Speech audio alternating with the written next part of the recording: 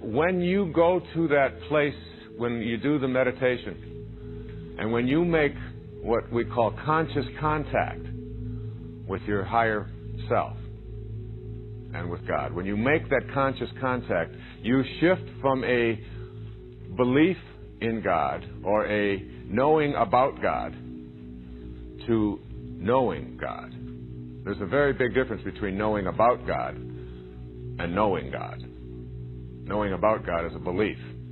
Knowing God is conscious contact. It's direct inner knowing. And so you make this inner contact and you have a certainty about what it is that you want to manifest. And that desire that you have is consistent with all 9 of these principles. That it is based on unconditional love, and it's based on the power of attraction, and it's based on your higher awareness, and it's based on generosity and service and kindness.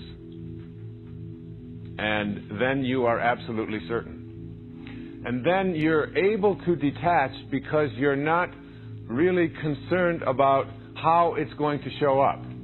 You see, your job in this whole business of manifesting, your job is not to say how and when. Your job is to say yes.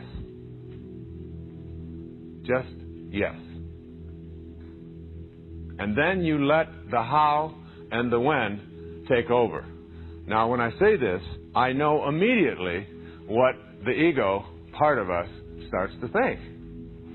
I want it now, but I have to have it this way. But if I don't get it pretty soon, then I'm going to go broke. And then if this doesn't show up over here, then I'm going to have to go on welfare. And if I have to go on welfare, then and your mind starts playing all of these games about how terrible things are going to be if the person that you want to manifest doesn't show up the way you want him to show up, or if the child that you expect to have isn't showing up on time, or if the finances, or if the job, or whatever. And there's this push and this anxiety and this stress, which is based on fear and based on distrust. But you know, when you have this knowing, as it says in the Course, when you have this certainty, great things have no fear of time. You see, the universal intelligence doesn't operate in the parameters of time. Time is just our way of carving up the oneness. I was reading a story of Einstein as a young boy. And one of the things it said about young Einstein is that when he was a little boy, he picked up a compass. And when he picked up this compass, he noticed that there was something that would move the needle. But he couldn't find anything in the compass that was moving the needle. And he was intrigued by what it was that would move the needle. And he would go and turn in a certain way. He'd make a 90-degree turn, and the needle would turn and face whatever direction it was that he was facing. And yet, he hadn't done anything. And he was intrigued by what this force was, inside or outside, or what it was, that allowed this, what would make this needle move? That force, that universal intelligence, that thing that is nameless, that thing that we can't identify in the physical world, is the provider of all of the things that will manifest to you in the physical world. And it is also the source of your life. So that when you have an alignment with that force, what happens is you get very, very peaceful. And when you get peaceful, you stop insisting. You just know. You just know that it's going to show up. And you're not demanding. You're not looking under the leaves for it. You're not asking for any favors. In fact, you understand that this universal force cannot provide special favors because it is everywhere. And if it were just for you and not for someone else, that would immediately make it not a universal force. It would be now someplace that it isn't. There's no favoritism in this. There's just this positive, absolute, unconditionally loving, knowing force in the universe that holds everything together that you come to honor, to respect, to know. And you know, it's really like changing around your perspective in life. It's like walking a new path. I've always loved this. I've read it many, many times in my talks. It's a little story by a woman named Portia Nelson. And she was asked, as a group of people were asked in a seminar, to write down her autobiography. But they said, you only have one page. And you have to write your autobiography in 5 short chapters on one page. The autobiography of your life. That was the assignment. So Portia Nelson wrote her autobiography of her life in 5 short chapters. And this is what she said. Chapter 1. I walk down the street. There's a deep hole in the sidewalk.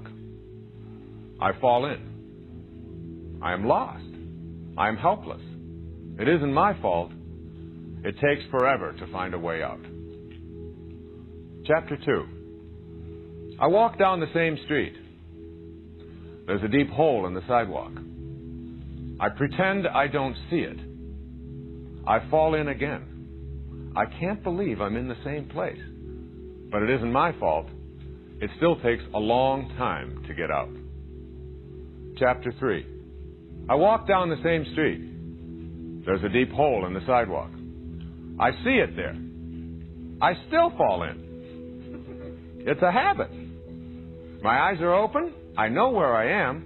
It is my fault. I get out immediately. Chapter 4. I walk down the same street. There's a deep hole in the sidewalk. I walk around it. Chapter 5. I walk down another street. The story of her life. And it's really the story of higher consciousness, and it's the story of manifesting.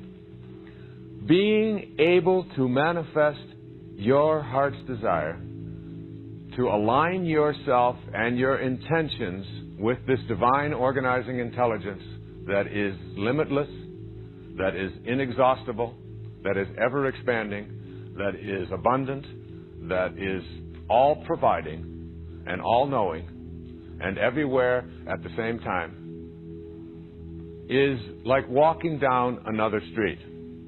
To align yourself with that and to know that that alignment in itself is enough to bring whatever it is that has particularized, that is individualized into the world that you would like to have show up in your life and align with the particularization of that divine intelligence that is you, that it's just bringing it all together.